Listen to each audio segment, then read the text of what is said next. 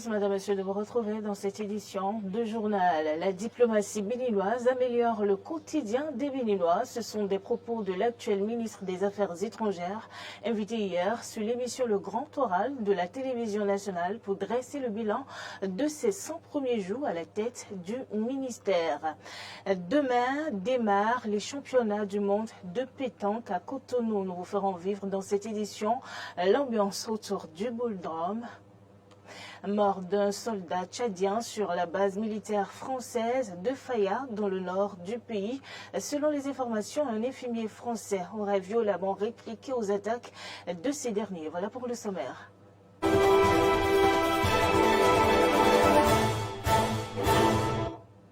Et on démarre cette édition par une brève. Le président de la République, Patrice Talon, a adressé un courrier aux maires des communes et secrétaires exécutifs. Il leur interdit de badigeonner les abords des rues lors des fêtes de fin d'année ou de souveraineté nationale. Je rappelle à toutes les autorités communales, notamment les maires et les secrétaires exécutifs, qu'il est formellement interdit dans le cadre des préparatifs de la célébration de la fête nationale et des fêtes de fin d'année d'entreprendre des travaux de peinture sur les bordures des trottoirs et terre-pleins centraux ainsi que les troncs d'arbres d'alignement urbain, peut-on lire dans la lettre numéro 163 CPR CAB SP du 5 septembre 2023. Les préfets du département sont instruits pour veiller à l'application rigoureuse de mes instructions, mentionne la lettre. Le ministre des Affaires étrangères a effectué une sortie médiatique hier après son retour de Chine. Conversation à bâton rompu avec les journalistes sur la diplomatie béninoise, son avenir pour la nouvelle dynamique, le regain de coopération entre le Bénin et le Nigeria, le Niger, le coup d'État et les décisions de la CEDEAO et la visite d'État du chef de l'État Patrice Talon en Chine. Le ministre Olusegun Bakari a aussi dressé le bilan des 100 premiers jours à la tête du ministère. Suivez ici un extrait de ses propos. Ce qui est important ici, c'est simplement, et je pense que c'est cela la vision du président de la République, c'est de réussir à montrer que tous les secteurs, tous les départements ministériels contribuent à un seul et même objectif, celui d'améliorer le quotidien des Béninois. Qu'il s'agisse de la diplomatie, qu'il s'agisse de l'économie, qu'il s'agisse de l'industrie ou de l'éducation, à la fin de la journée, comme j'ai l'habitude de dire, le seul objectif que nous voulons, le seul objectif qui est souhaité par le président de la République, c'est celui de l'amélioration du quotidien des Béninois. Et donc, c'est ce à quoi, très humblement, et au sein de l'équipe gouvernementale, et avec mes équipes au niveau du ministère des Affaires étrangères, nous essayons de contribuer chaque fois. Ah tiens, Éric Guédelon, le ministre me passe le mot, la tradition. Absolument. Avec les équipes au sein du ministère dédié à la diplomatie. Est-ce que vous avez le sentiment, en venant, peut-être des appréhensions, mais après les 100 jours, qu'au fond, tout le monde adhère au sein de l'équipe diplomatique? Ce ne sont pas leurs canons habituels diplomatie économique. Est-ce que vous avez senti une adhésion? Est-ce qu'ils vous ont accompagné? Est-ce que tout se passe pour le meilleur possible? Absolument. Moi, j'ai la chance d'arriver dans un ministère avec, et j'ai déjà eu l'occasion de le dire à plusieurs reprises, un ministère bourré de talent avec des expertises véritablement pointues dans leur domaine, qui ont contribué à faire la grandeur du Bénin sur la scène diplomatique au cours des 63 dernières années et qui vont continuer à le faire dans le futur. C'est une chance pour quelqu'un comme moi qui ne s'y connaissait pas de pouvoir m'appuyer sur une équipe disponible, dévouée, engagée, et c'est ensemble que nous allons pouvoir porter la diplomatie béninoise sur les nouveaux paliers tels que voulus par le président de la République. Alors, monsieur le ministre, de façon concrète, avec cette équipe, qu'est-ce qu'on peut retenir de vos 100 premiers jours? Il est difficile de faire un bilan au bout de 100 jours. Vous savez, c'est quand même assez court. Et je pense qu'il est toujours de bon temps de laisser les autres faire. Je pense que c'est... Ce que moi je retiendrai essentiellement, c'est que nous sommes dans un continuum. Il n'y a pas de rupture. Moi, j'ai l'habitude de dire que l'exercice de la charge gouvernementale est une course de relais. Chaque coureur porte le relais jusqu'à un certain niveau et après le passe en fait au suivant. Aujourd'hui, c'est moi qui ai qui est le bâton de relais dans la main, et avec les équipes du ministère des Affaires étrangères, nous sommes en train de courir, nous allons franchir des obstacles. Il y en aura des faciles, des compliqués. L'objectif à la fin de la journée, c'est d'améliorer le quotidien des Béninois. Et on espère chaque jour, moi c'est mon leitmotiv principal, c'est celui que je partage avec mes équipes, c'est qu'on se demande chaque jour, dans les actions diplomatiques que nous menons, comment est-ce que nous faisons pour améliorer le quotidien des Béninois. Absolument, on l'avait annoncé, on parlera du regain de la coopération entre le Bénin et le Nigeria après le rapprochement dont nous avons été tous témoins entre Patrice Talon et Bola Tinubu à différentes occasions. Le cas le plus récent, justement, étant la participation du président du Nigeria ici à Cotonou au défilé militaire de la fête de l'indépendance. Alors, qu'est-ce qui a réellement changé aujourd'hui entre les deux États?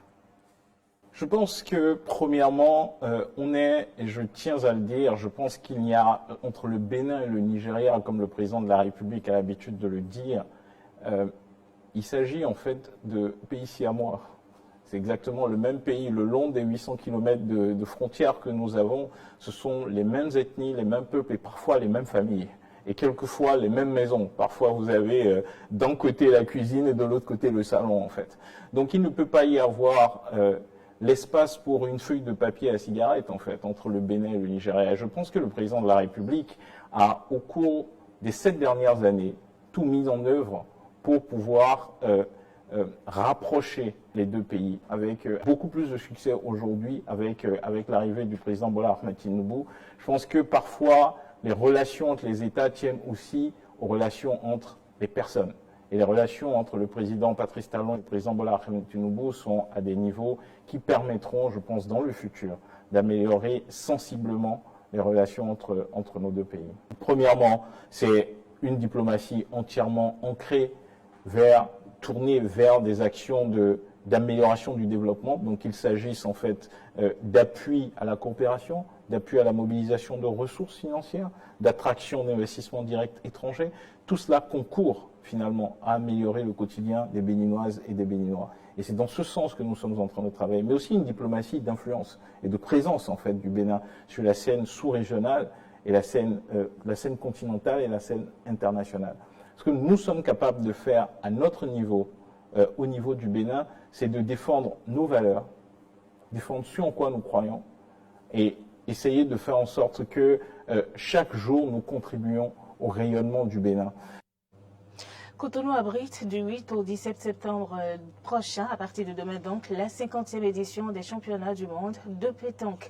À quelques heures du démarrage des compétitions, l'esplanade de l'Amazone, lieu retenu pour accueillir les boulistes, fait sa toilette. Une équipe de notre rédaction a effectué un tour sur les lieux. Suivez le reportage de Clémence Tonocoin. C'est avec enthousiasme que le Bénin se prépare à accueillir cet événement sportif de renommée mondiale avec une trentaine de pays attendus. L'esplanade de l'Amazone, qui sera le théâtre de la fête du crépitement des boules, est fin prête pour la compétition. L'aire de jeu qui va abriter les compétitions entre boulistes ainsi que le boulodrome de 2500 places sont entièrement aménagés pour la circonstance. Mais sur place, on peut voir encore quelques travaux de pose de tentes et de bâches en cours. Cet espace dédié à ces championnats du monde de pétanque présente un aspect agréable et pourra permettre aux hôtes du Bénin de bien prendre part à cette compétition. Le Bénin tient à faire de cette 50e édition du championnat du monde de pétanque un événement exceptionnel. Et ce journal se poursuit à quelques jours de la rentrée scolaire 2023-2024.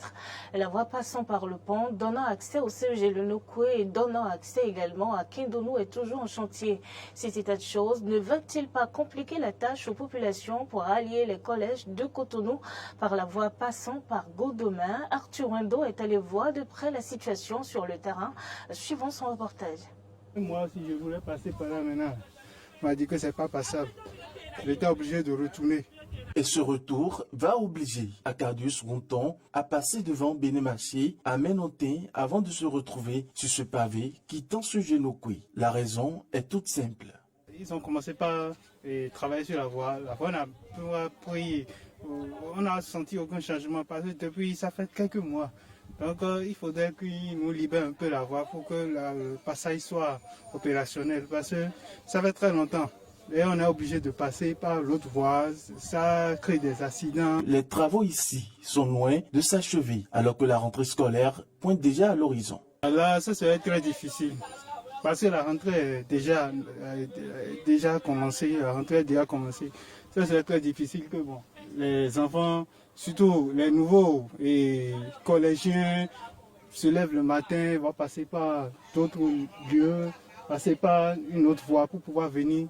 Ça serait très difficile, très difficile. On aura du mal à amener les enfants à l'école parce qu'il n'y a pas beaucoup de voies à Cotonou. Donc, avec les gros solos, tout ça là, bientôt quand ça va être fini, on serait en joie. Pour les usagers qui tentent à la vie, voici donc le chemin à emprunter. Ils sont obligés de contourner parce qu'il n'y a pas d'autres moyens. Les gens qui venaient à Calavi, là, ils vont passer sous l'échangeur ou bien sur l'échangeur pour continuer. Il y a un carrefour au Bénémarché pour rentrer au Séjournoké. Vous voyez, c'est un peu difficile. Vu les difficultés, quelques usagers proposent des pistes de solutions.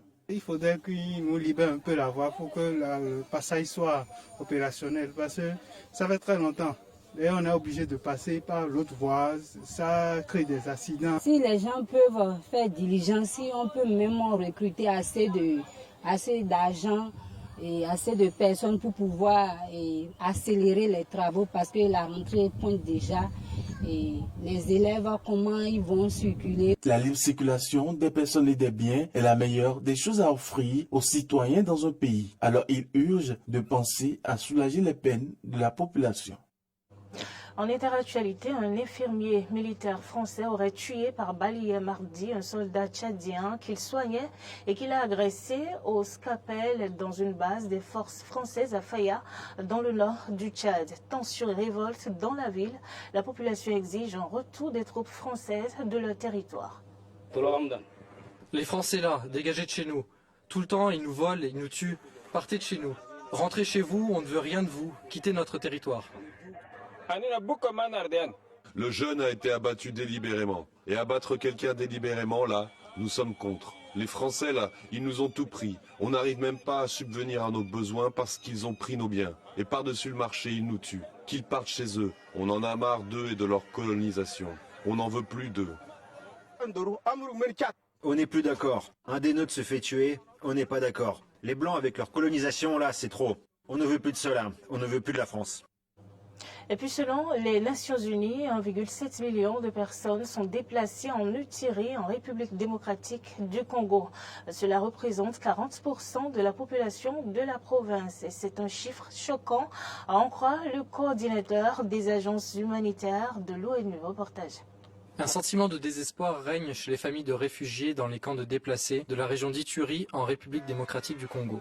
Les associations humanitaires et les agences de l'ONU sont dépassées, l'aide ne suffit plus et les besoins ont augmenté du fait de nouveaux conflits ou de la résurgence d'autres, comme la rébellion du M23 au Nord Kivu. Écoutons le cas d'une déplacée. Quand on a été contraint de fuir, on a tout abandonné. Nous avons tout laissé et après ils ont incendié toutes les maisons. Et ce jour-là, ils ont tué 4 personnes, y compris ma sœur, 2 hommes et une autre femme.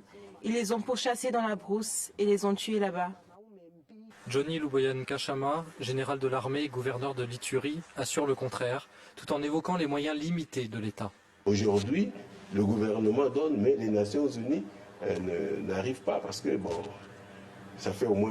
Et c'est un déséquilibre, quoi. Donc nous tous, nous avons ce problème là-bas.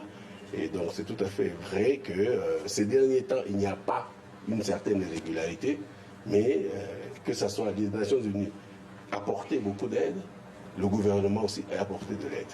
La RDC compte plus de 6 millions de déplacés à l'intérieur du pays, dont la majorité se concentre dans l'Ituri, le Nord et le Sud Kivu. Sur plus de 2 milliards de dollars requis pour leur venir en aide, seuls 747 millions étaient disponibles le 16 août, selon le Bureau de coordination humanitaire de l'ONU. L'ensemble de l'Ituri, 1,7 million de personnes ont été déplacées, déracinées de leur région d'origine, ce qui représente 39% de la population de la province. C'est un chiffre stupéfiant, c'est énorme. 4 personnes sur 10 sont déplacées dans la province d'Ituri. L'intensification des conflits ces derniers temps impacte sévèrement les conditions de vie des habitants des régions touchées. La République démocratique du Congo a annoncé renforcer son soutien aux habitants sinistrés. Et c'est la fin de ce journal. Merci madame, monsieur de nous avoir suivis. Bonne suite de programme en notre compagnie.